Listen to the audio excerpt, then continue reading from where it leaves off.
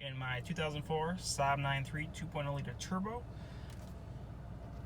Driving home from work today, the check engine light came on right down there, so I decided to go to AutoZone, have them scan the car to get the error code off of the computer.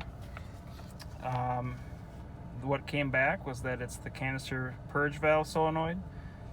So that's the part right there. This is what they gave me at AutoZone. $41.99 to replace. So I'm going to take a look at it and check out whether or not it's the part itself or one of the hoses connected to it. Before we get started, if you're wondering what exactly the Canister Purge valve does, it basically regulates the flow of fuel into the intake manifold.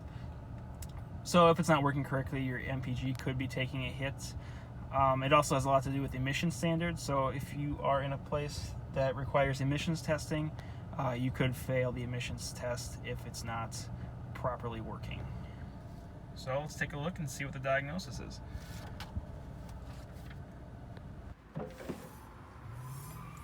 So if we take a look under the hood here, where the valve is located is actually going to be underneath your engine cover. The tools for this job, it's really just going to be your hands. The only thing you'll need is, I believe I use a 10mm socket, metric socket, to take out 3 bolts in the engine cover. So I did that previously, and then that just pops right off.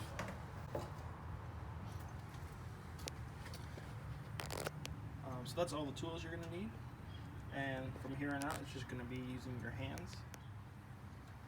Now if you just turn your car off, you're going to want to be careful of the automatic fan.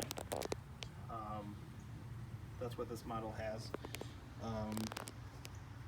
It'll start up probably a minute or so after turning the car off, just to cool everything down. Just one of the features of the car, so just be aware of the fan going off unexpectedly right after you shut it down.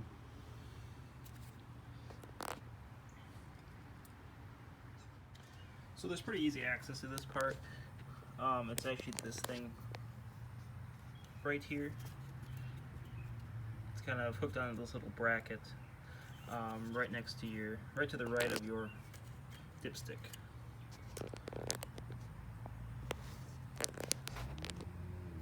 So there's a few connectors on here. There's this red wire.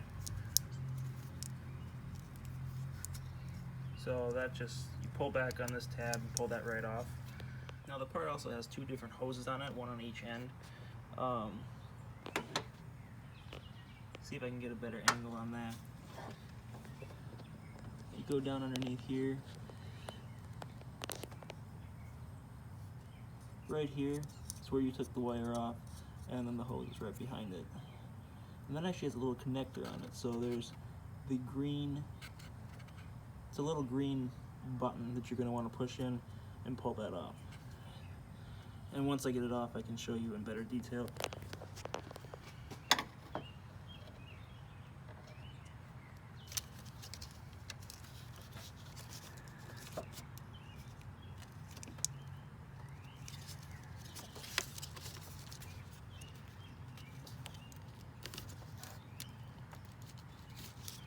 So just reach in, pull on that button.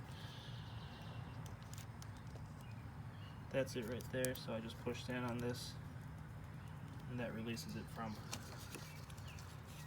the part.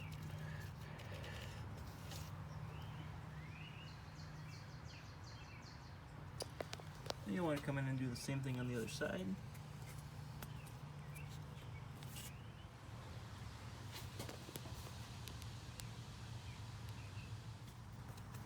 So we'll go after this hose right here.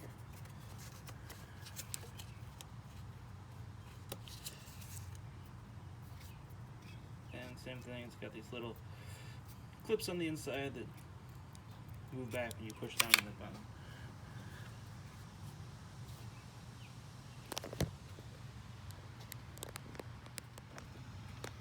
Alright, so now we've got all the parts disconnected, so we have to take it out of this little bracket. So what I'm going to do here is just get my index finger on the left side and my thumb on the right side, and then just apply some downward pressure. And as you can see, it's sliding off of there. This hose is kind of in the way here, but you should be able to shimmy it off of there.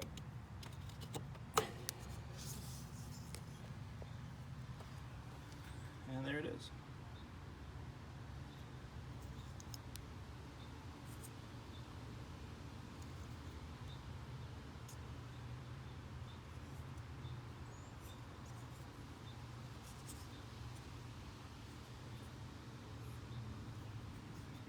So I took a look at the hoses and the wire harness that was connected to this part.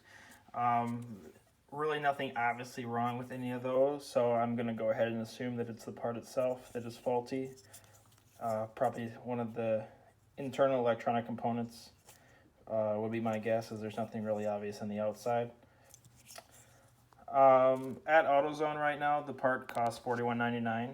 I was able to actually find it on Amazon for around 20 bucks. So I went that route, waited the 2 days for it to come in the mail. It's now here. That's the new one right there. The new one is actually a different brand. The one from AutoZone is Duralast. The one from Amazon was AC Delco. That doesn't really make any difference to me. So I will now go ahead and demonstrate how to put the new part back on. Remember when we took the part off, the electrical connector, that red wire harness, it plugged in here, and that was to your right hand side and also closest to you. So that's how you're going to want to position this new one. So once again, just like how we got it off, we're going to want to shimmy it around that hose. So I'm going to try to come in from the back here.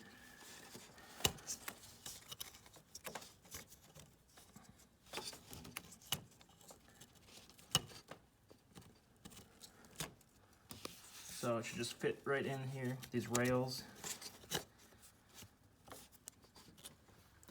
So you can see here, I've got this back on the bracket.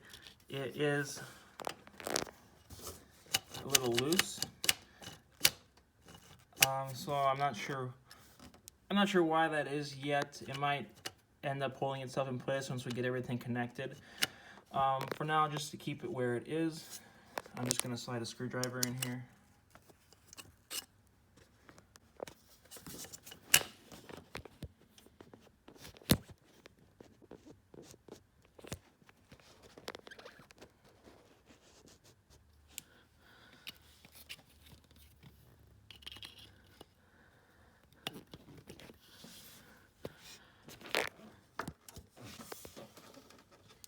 So that should keep it up to the top so all the connectors can be placed.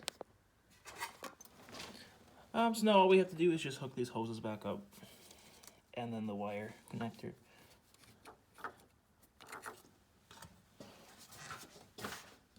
So this hose just slips over, you can hear it click into place. Bring in the wiring harness, that'll click into place.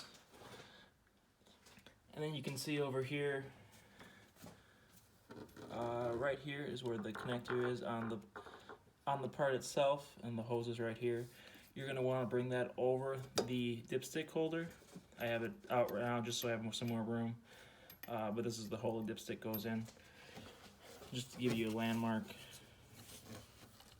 So you want to take this.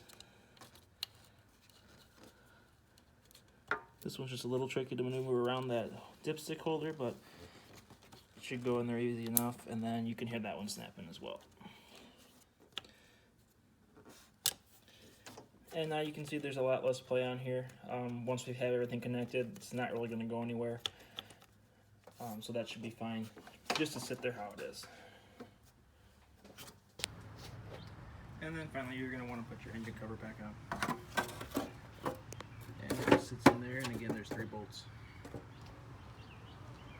So with the canister purge valve solenoid replaced, it's now time for the real test, which is starting up the car to see if the check engine light still comes on. I have disconnected and reconnected the battery just to reset all the computerized warnings in the vehicle. just so we don't get any false positives on the check engine light. So with that, I'm going to go ahead and give the key a turn, and we'll see what happens.